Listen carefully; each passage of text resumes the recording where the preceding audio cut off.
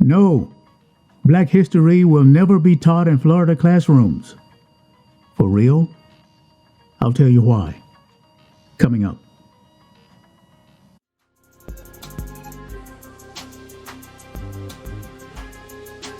This is KRT, Critical Race Theory. It's not the one they teach in law school, but the one banned in public schools, especially schools in Florida.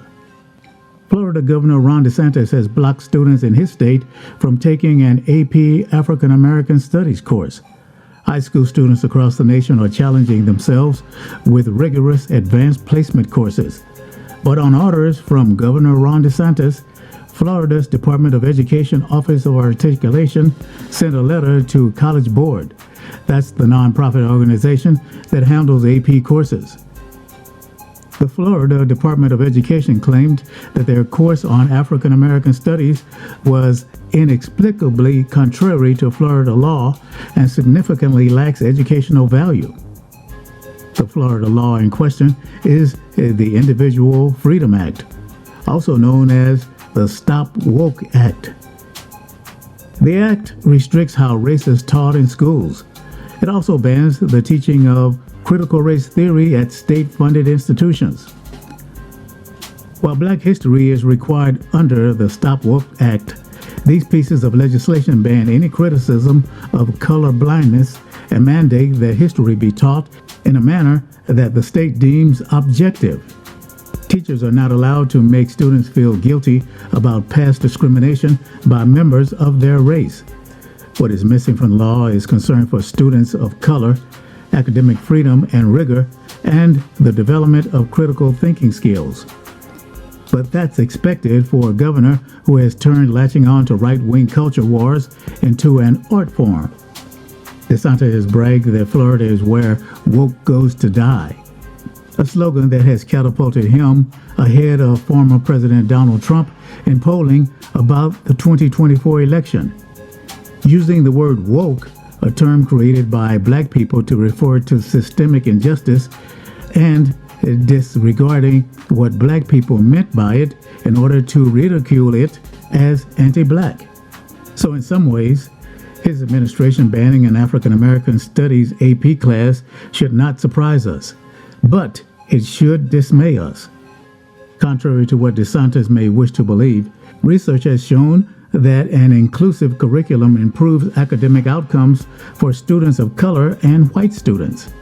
Discussing concepts like system inequality does not make students resent one another. It's quite the opposite. Yet in a state that is 15% Black, African American Studies is a bridge too far. What is DeSantis afraid of?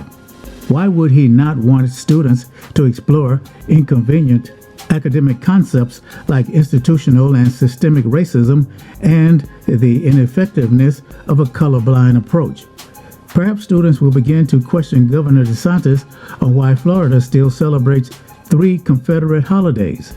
They may also wonder why the state has 75 Confederate monuments.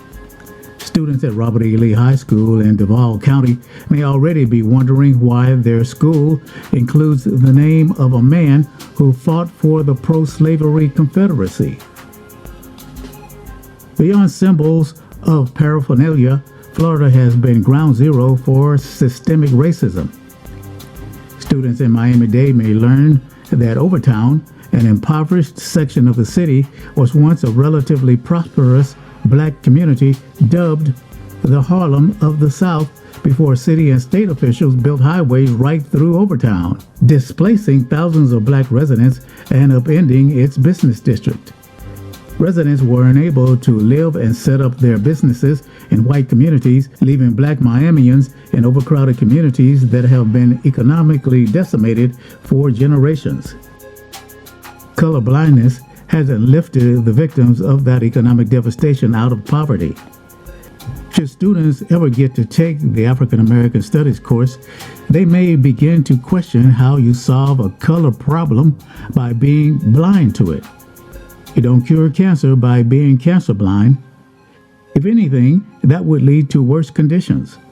Problems are solved by addressing them directly. This has been Critical Race Theory. Thanks for listening. Thanks for checking in. Please like and subscribe, and we'll see you next time.